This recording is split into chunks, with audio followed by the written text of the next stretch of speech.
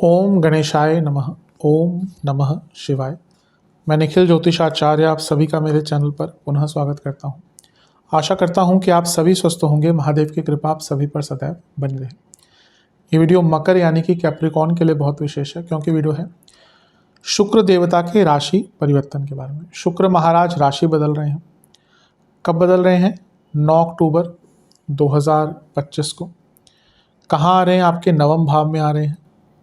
कौन सी राशि में आ रहे हैं? कन्या राशि में आ रहे हैं। कब तक रहेंगे? 2 नवंबर 2025 तक उनका जो गोचर है वो यहीं पर रहेगा, या उनका जो प्रवास है वो यहीं पर रहेगा। शुक्र बहुत महत्वपूर्ण ग्रह है।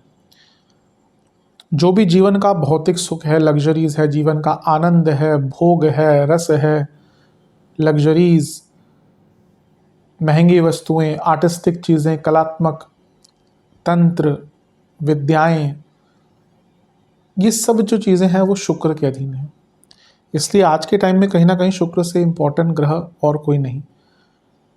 हाँ, राहु एक ऐसे ग्रह हैं जो आज के टाइम में शुक्र से तेज़ और बहुत रैपिड ग्रोथ दे सकते हैं, पर उनकी अपनी फिर नेगेटिव चीज़ें भी आती हैं। लेकिन शुक्र को एक नैसर्गिक शुभ ग्रह कहा गया है। बृहस्पति के साथ केवल 2 ग्रहों को ये उपाधि मिली है 9 ग्रहों में से। ना चंद्रमा को मिली है, ना बुध को मिली है, और किसी को नहीं मिली, केवल शुक्र और बृहस्पति को। इसीलिए शुक्र और बृहस्पति का गोचर बहुत इंपॉर्टेंट हो जाता है। खैर, बृहस्पति तो बहुत लंबे टाइम तक रहते हैं, लेकिन शुक्र का भी जो गोचर है वो कई चीज़ों को बदलता है। लेकिन यहाँ पे जो शुक्र है वो कई तरह के प्रभाव में है। वो परिवर्तन योग बना रहे हैं बुध के साथ, क्योंकि बुध शुक्र की राशि में है, शुक्र बुध की राशि में है।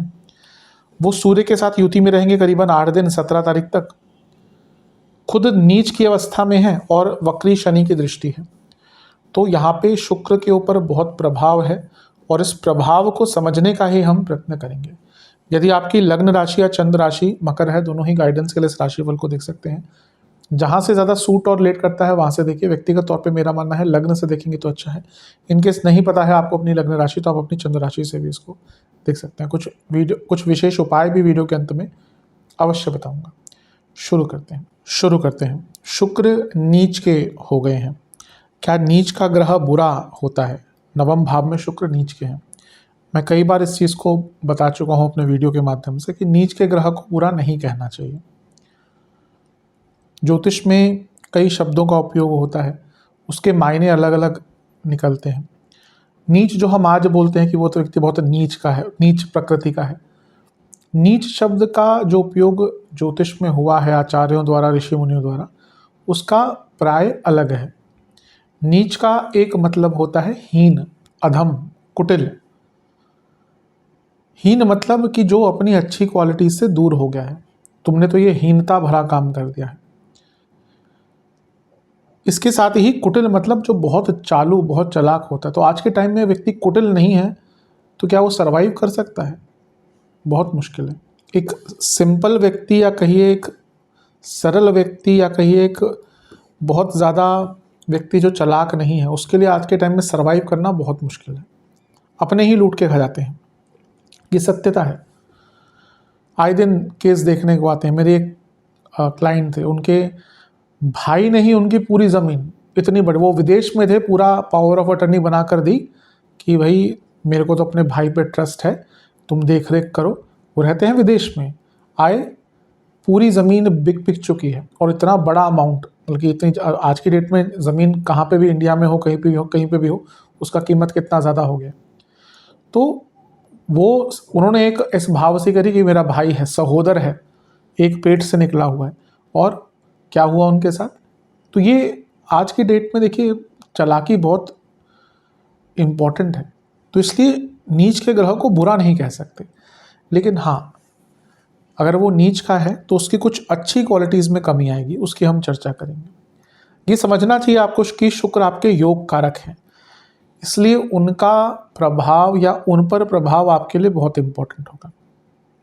सबसे पहले वो 10वें घर के स्वामी हैं, और एक त्रिकोण भाव पंचम के स्वामी हैं। तो वो राजयोग की स्थिति में है, क्योंकि केंद्र का स्वामी त्रिकोण में, त्रिकोण का स्वामी के त्रिकोण में, तो ये अपने आप में एक राजयोग की स्थिति बन रही है। और वो परिवर्तन योग में भी है, और उस ग्रह के साथ हैं जो खुद त्रिकोण का स्वामी है, भाग्य स्थान का स्वामी है, यानी कि बुध। क्योंकि बुध कहाँ है? तुला में, शुक्र की राशि, शुक्र कन्या में, बुध की राशि। तो ये परिवर्तन योग 10वें और नवम में बन रहा है, जो अपने आप में इसको कर्म धर्माधिपति की उपाधि दे देता है। क्योंकि यहाँ पे देखिए, नवम भाव का स्वामी 10वें में है, 10वें का स्वामी नवम में है। ये दोनों ही इंडिविजुअल लेवल पर भी कर्म धर्माधिपति योग बना रहे हैं। तो ये अपने आप में आपके लिए बहुत श्रेष्ठ योग है। करियर में बदलाव के लिए, किस प्रकार के बदलाव? जॉब चेंज करना चाहते हैं, रोल चेंज करना चाहते हैं, डिपार्टमेंट चेंज करना चाहते हैं, सभी के लिए शुक्र का जो गोचर है ये बहुत अच्छा है। यहाँ पे सूर्य का प्रभाव भी है और वो 17 तारीख तक यहीं पर रहेंगे। और क्योंकि वो अष्टमेश हैं और वो 10वें घर के स्वामी के साथ बैठे हैं और आगे भी वो 10वें घर में ही जा रहे हैं, तो अगर आप जॉब चेंज करने का विचार कर रहे थे तो उन लोगों के लिए भी ये बहुत अच्छा योग है। तो कार्य क्षेत्र में तो यहाँ पे लाभ दिख ही रहा है। और क्योंकि शुक्र आपके योग कारक ग्रह हैं, नीच के हैं उस पर हम आएंगे, मैंने कहा ना वो बुरा नहीं होता, लेकिन क्योंकि वो योग कारक ग्रह भाग्य स्थान में आ गए, यानी कि भाग्य का भी परिपूर्ण साथ मिलेगा। और ये जो योग कारक ग्रह हैं उन पर खुद लग्नेश शनि की दृष्टि है, जो धनेश भी हैं, जो तीसरे घर में बैठे हैं। अपने पराक्रम से अपने रुके हुए कार्यों को पूर्ण कर पाएंगे। भाग्य और योग कारक ग्रह का जब साथ मिलेगा तो अपने आप में कार्य पूर्ण होते हैं। और एक प्रकार से धार्मिक चेष्टा के लिए भी ये समय बहुत अच्छा है। तो अगर देखा जाए ये समय आपका बहुत श्रेष्ठ दिख रहा है। करियर में आगे बढ़ने के बहुत मौके हैं। बस एक चीज़ कहूँगा कि अगर बहुत बुरा समय चल रहा है, जिस समय हर बार अगर दिखता है तो बता देता हूँ, क्योंकि दशमेश नीच के हैं और अपने से 12वें में है, और सूर्य यहाँ पे हैं 10वें घर के स्वामी के साथ, और वो 10वें घर में आने को तत्पर है। अगर दो कंडीशन है, अगर पहला आपकी कंपनी में रिसेंटली मैनेजमेंट लेवल पर चेंजेस आए हैं और आपकी कंपनी के हालात ख़राब चल रहे हैं और दिख रहा है कि भैया छटनी शुरू हो गई है, तो केयरफुल रहेगा, क्योंकि यहाँ पे फिर आंच आप पर गिर सकती है। पर अधिकतम लोगों के लिए ऐसा नहीं होगा।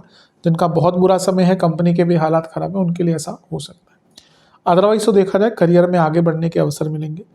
नवम के शुक्र शास्त्रों में भी अच्छा ही माना गया है। शास्त्र कहते हैं कि व्यक्ति वो बड़ों की इज्जत करता है, धार्मिक कार्य करता है। बस यहाँ पे एक चीज़ है, नीच के हैं शुक्र, तो ये भी समझना पड़ेगा। कभी कभी यहाँ पे व्यक्ति ना थोड़े से निंदात्मक हो जाता है बड़े लोगों के प्रति, तो इस चीज़ से आपको बचना है और अपने बॉसेस से बहुत बच के रहेगा, क्योंकि नवम में सूर्य भी है और नीच का ग्रह भी है। तो बॉसेस से बहुत बड़ी कहासुनी, बहुत बड़ी बहस हो सकती है। और ऑब्वियसली अगर आपके अपने बॉस से बहस होती है तो उसका प्रभाव आपके करियर पर पड़ सकता है। शुक्र योग कारक है और उनका उपचय भाव के स्वामी के साथ परिवर्तन योग बन रहा है, जो 10वें घर में ही बैठे, जो उपचय भाव है, और एक और उपचय भाव से शनि देख रहे हैं। ये सारा प्रभाव दिखा रहा है कि जीवन तेज गति से आगे बढ़ने वाला है, उसके मौके कई मिलेंगे। लेकिन शुक्र क्या है? मैरिड लाइफ के कारक हैं और लव लाइफ के कारक हैं। वो पंचम के स्वामी भी हैं। पंचम से पंचम में आना तो ठीक है, लेकिन वहाँ पे नीच का हो जाना और एक वक्री शनि से दृष्ट और सूर्य के साथ बैठना, रिलेशनशिप में भयंकर प्रॉब्लम्स आ सकती हैं। चीटिंग की प्रॉब्लम, ट्रस्ट इश्यूज बहुत आ सकते हैं।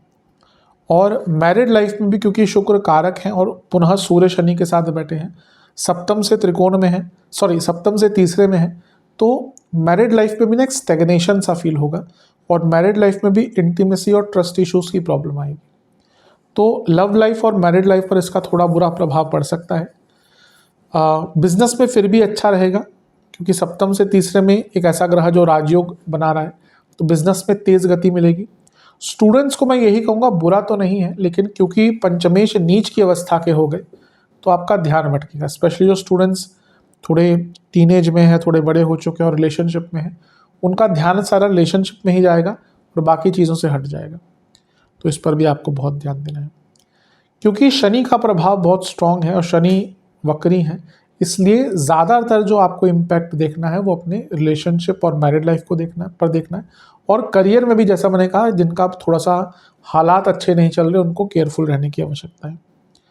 धार्मिक चीज़ों के प्रति आपकी बहुत अभिलाषा बढ़ेगी, और क्योंकि सूर्य भी यहाँ पर हैं जो मंदिरों के कारक हैं, तो हो सकता है आप में से कुछ लोग अचानक से किसी बड़े धार्मिक स्थल, किसी बड़े मंदिर पर जाने का सौभाग्य मिले। एक चीज़ जिसका बहुत ध्यान देना है, बॉसेस की बात तो मैंने करी ही, लेकिन क्योंकि यहाँ से ये दोनों ग्रह तीसरे घर को देख रहे हैं और तीसरे घर में एक वक्री ग्रह बैठा हुआ है, तो आपके अपने भाई बहनों से भी बहुत बड़े झगड़े हो सकते हैं। तो इस सब से आपको बच के रहना है। कुछ चीज़ों पर इसका अच्छा प्रभाव है, अपितु कुछ चीज़ों पर बुरा प्रभाव भी इसका दिख रहा है।